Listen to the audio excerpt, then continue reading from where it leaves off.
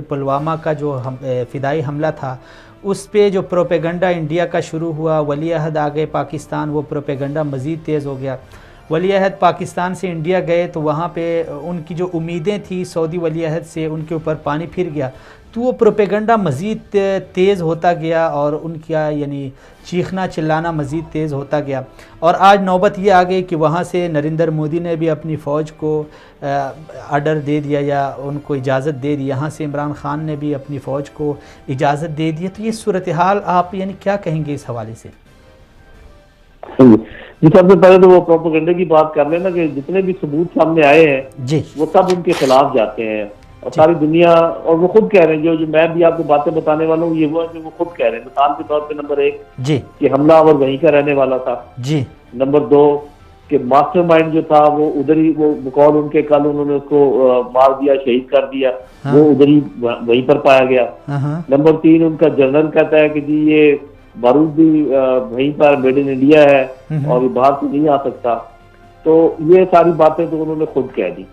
उसके बाद उनकी सुप्ती साहब वगैरह बहुत ही जब एक्सपेक्ट कर रहे थे सऊदी शहजादे से और फॉरेन मिनिस्टर से कि वो कोई ऐसी बात करेंगे जिससे उनकी मौक़िफ़ की तायद हो, तो वो भी आपने देख लिया। बल्कि अगर आप देखें तो आए अमरीकी चंद एहलकारों के, उनके भी जो डोनाल्ड ट्रंप है उसने तायद नहीं की। उसने कहा जी जब तक नहीं आ जाते हमारे पास सबूत मैं जरा इंतजार करूंगा। बाकी जो आप देखें कि जो जनरल सेक्रेटरी हैं यूएनओ के, उन्होंने कहा जी कि ये आपस में झगड़ा नहीं होना चाहिए और आपको बातचीत करनी चाहिए और मैं फैसिलिटेट करता हूँ। उससे पहले आपको पता है कि जो यूएन की ह्यूमन राइट्स कमेटी क्या कह चुकी है और ये यूके में क्या हुआ और यूरोपियन यूनियन क्या कह रही है, तो ये बातें तो सब हमारे सामने है। तब ये बात है कि ये पहली दफा नहीं है कि हिंदुस्तान में या हिंदुस्तान के जो चीफ ऑफ आर्मी स्टाफ ने धमकी दी हो। आपको पता है कि उन्होंने तो ये तक कह दिया जब हमने सर्जिकल स्ट्राइक की है, जबकि वो कोई भी नहीं थी। दूसरी दफा उन्होंने कहा कि जी हम ये करेंगे, अपनी मर्जी का महाज खोलेंगे और तो कुछ गोलियां निहत्ते कश्मीरियों पर चलाने के बॉर्डर पार से और कोई कार्रवाई नहीं कर सके।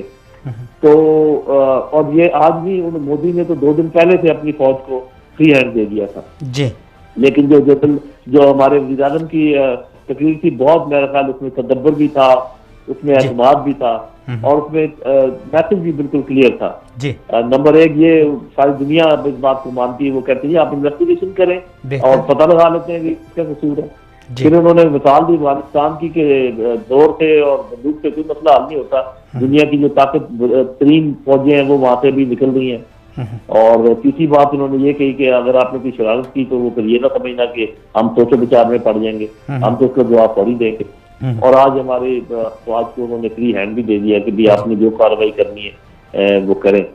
और क्योंकि मैं होकर आया हूँ अंदर से सावधान, सारे बातें मैं बता तो नहीं सकता जी, लेकिन ये मैं बता सकता हूँ जरूर कि जो यहाँ पर तैयारियां हैं और जिस किस्म के टारगेट हमने चुने हुए हैं, जो उनके जवाब में हम करेंगे वो तो फिर वो भी देखेंगे और दुनिया भी देखेगी।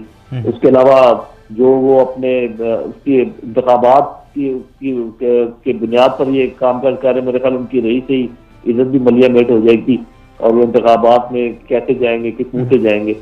तो देखते हैं, अल्लाह करे कि ना हो, ये काम अच्छा नहीं है। 2 एटमी ताकतें जो हैं वो 1.5 अरब लोग जो हैं उनका मुस्तकबिल दांव पे नहीं लगा सकती, नहीं करना चाहिए।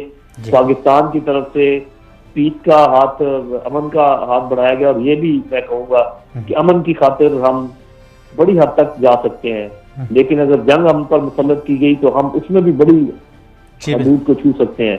तो इस चीज का बस अगर वो ख्याल रखें और अगर उन्होंने थोड़ा सा भी अकल का मुजाहरा किया तो इतना नुकसान जो इस इलाके का हो सकता है शायद वो बच जाए।